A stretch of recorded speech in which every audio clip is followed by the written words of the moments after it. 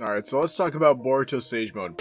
But before we do that, I would like to encourage you to please subscribe and push the like button down the stairs when he's late to work. Okay, so the time skip has been approaching for a while now. Although it's kind of hard to pinpoint the exact timing, we do know that it is coming up. Fortunately, at this rate of one chapter a month, my best guess is that it'll probably be around the bare minimum of halfway through the year 2022 at this point. I'm also anticipating that Boruto will have some training reminiscent to that of Naruto that he had with Jiraiya at the end of part 1. It does seem like the Naruto writers like to maintain some parallels between both franchises to attempt to replicate the success of the original show. These include having children with similar abilities and appearances to their parents or predecessors such as Metal Lee and obviously Boruto himself. During the time skip, I think it would be very interesting to see how Boruto becomes stronger and what new abilities he gains. But today we're going to be obviously focusing on Sage Mode itself. As much like the Karma, it does seem to significantly amplify him in all aspects, such as what we saw Naruto accomplish in the Pain arc. Alright, let's talk about what Sage Mode we think Boruto will gain access to before we talk about the individual Sage Mode abilities and why he needs it. We've seen 3 main instances of Sage Mode in the franchise, including Hashirama's Unnamed Sage Mode, the Toad Sage Mode, and the Snake Sage Mode. Right off the bat, it wouldn't really make sense for him to use Hashirama's Sage Mode, so that brings us to Toad and Snake. I feel like Snake is very possible, as Sasuke is a former student of Orochimaru and he's the current sensei to Boruto, although he doesn't really utilize himself really.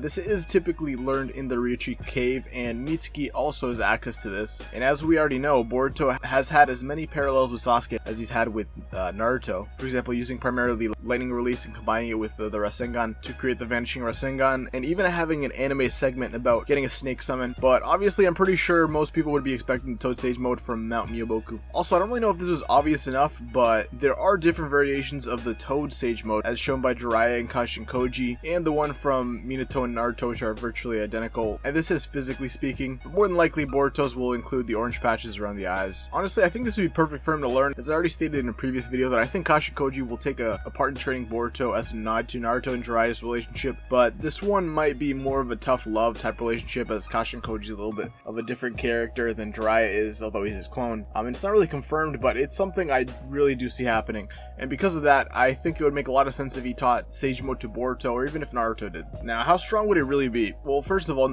the Shippuden franchise, Sage Mode essentially takes Naruto from having just surpassed Kakashi in the Kakuzu fight to blatantly much more powerful by taking out essentially all the passive pain and performing much better than both Jiraiya and Kakashi did in their respective fights. And what new abilities will Sage Mode grant Boruto? Now, I haven't really made a video talking about Sage Mode, so I think I might as well briefly go over what abilities he will gain access to over here. As well as an increase in power, Sage Mode also would allow him to use Senjutsu and gather nature energy to improve the user's Senjutsu and create new entirely separate Sage Art abilities, Taijutsu and Genjutsu. So when Naruto obtained Sage Mode, he was able to land blows using Taijutsu without actually making any physical contact with the opponent.